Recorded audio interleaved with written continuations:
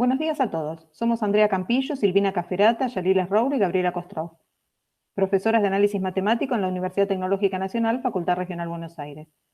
Los objetos digitales de aprendizaje deben aprovechar los elementos visuales, sonoros y o audiovisuales. Deben considerar las posibilidades de carácter interactivo e inmersivo que proporciona este medio. Los contenidos educativos deben ser accesibles sin la necesidad de una tecnología demasiado específica.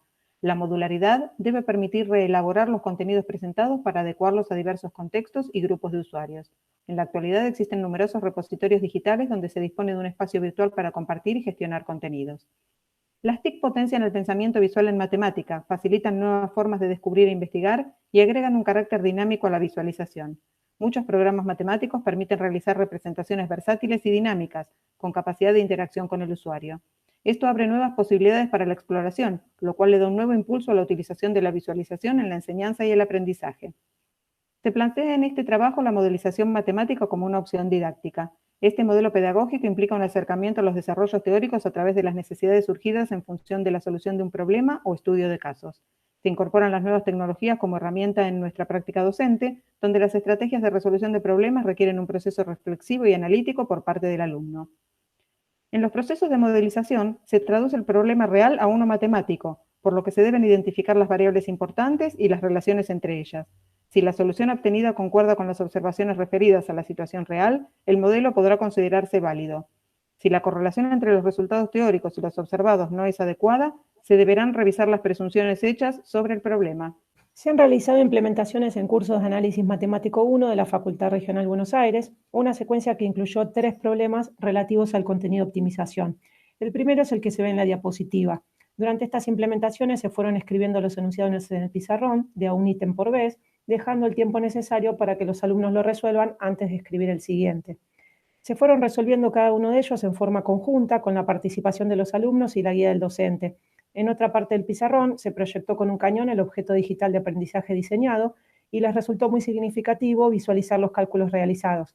Y se incluyó la representación gráfica del enunciado, un deslizador que modifica la medida de la distancia y casillas de control para elegir opciones de elementos a visualizar. Estas implementaciones los alumnos propusieron diferentes alternativas de resolución y a partir de ello se modificó el objeto de aprendizaje diseñado, incluyendo también la opción de visualizar el gráfico de la función derivada para relacionar el signo de esta con los intervalos de monotonía de la función área, como así también relacionar el extremo de la función con el cero de su derivada. Les resultó sencillo a los alumnos reconocer el dominio de la función en el contexto del problema.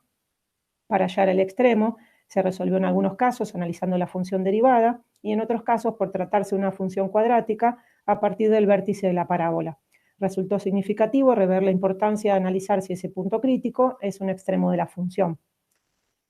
El problema 2 se presenta en la siguiente diapositiva, donde se debe calcular el rectángulo de área máxima que se obtiene bajo ciertas condiciones dadas. Cuando se copió en el pizarrón el enunciado, en todas las implementaciones los alumnos recordaron haber realizado el estudio completo y el gráfico de la función f en la clase correspondiente a ese tema. En general interpretan correctamente el enunciado y la manera en la que pueden construir los rectángulos con las características dadas. La proyección del objeto digital diseñado les permitió visualizar lo que se había interpretado entre todos. Un deslizador permite modificar de manera dinámica las coordenadas del punto a considerar y la medida de un lado del rectángulo. Se visualiza el valor del área de ese cuadrilátero y una casilla de control permite visualizar la gráfica correspondiente a la función definida. De manera similar a lo comentado en el problema anterior, durante las implementaciones realizadas surgieron alternativas de resoluciones, incluyendo el análisis del cero y de los signos de la función derivada, por lo que se incluyó la posibilidad de visualizar el gráfico correspondiente, permitiendo el análisis y la relación existente entre los intervalos de monotonía de la función y los signos de su derivada. La interpretación del enunciado resultó más sencilla gracias a haber realizado previamente el estudio de la función. Se plantearon diferentes formas de construir los rectángulos, pero coincidieron en la única posible cumpliendo lo pedido. Propusieron algunas respuestas sin cálculos que fueron refutadas en las resoluciones analíticas. Se obtuvieron 2 extremos que deben ser reconsiderados de acuerdo con el contexto del problema. El tercer ejercicio de nuestra secuencia didáctica es un problema clásico de optimización, donde se conoce el volumen de una lata y se quiere hallar las dimensiones de la misma, de modo que se minimice el material utilizado. Presentado en el aula, los alumnos plantearon que, a diferencia de los 2 problemas anteriores, debían hallar 2 variables, el radio y la altura. Al escribir la fórmula del volumen de la lata, se determinó que una de las variables se podía definir en función de la otra, dado que el volumen era constante.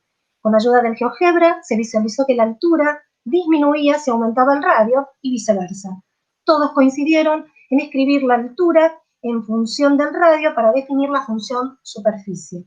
Obtenida la función que se quería minimizar, se calculó su derivada y se obtuvo la raíz de esta última. Se observó gráficamente que en el cero de la función derivada, la función superficie alcanza su mínimo. Luego se resolvió analíticamente aplicando el criterio del signo de la derivada segunda. Algunas consideraciones de este problema son la necesidad de establecer una dependencia entre las variables que deben calcularse, reconocer figuras geométricas y poder trabajar con sus fórmulas, transferir el procedimiento realizado en los problemas anteriores para resolver este nuevo problema planteado y relacionarlo hallado analíticamente con lo representado gráficamente. En la implementación se cumplieron los objetivos de aplicar el concepto de extremo de una función a problemas concretos. En relación al GeoGebra, reconocemos que es una herramienta muy potente que permite representar, modelizar, graficar, vincular y relacionar conceptos de un mismo contenido en forma dinámica. Para futuras implementaciones, nos planteamos la posibilidad de reformular la propuesta de clase, proponiendo que sean los alumnos los que trabajen con GeoGebra, analizar el desarrollo de habilidades matemáticas, como la de aplicar modelos conocidos a nuevas situaciones problemáticas y profundizar la construcción de conceptos a través del tratamiento y conversión en más de un registro de representación semiótica. Queremos agradecer el interés por nuestra presentación. Desde ya, muchas gracias.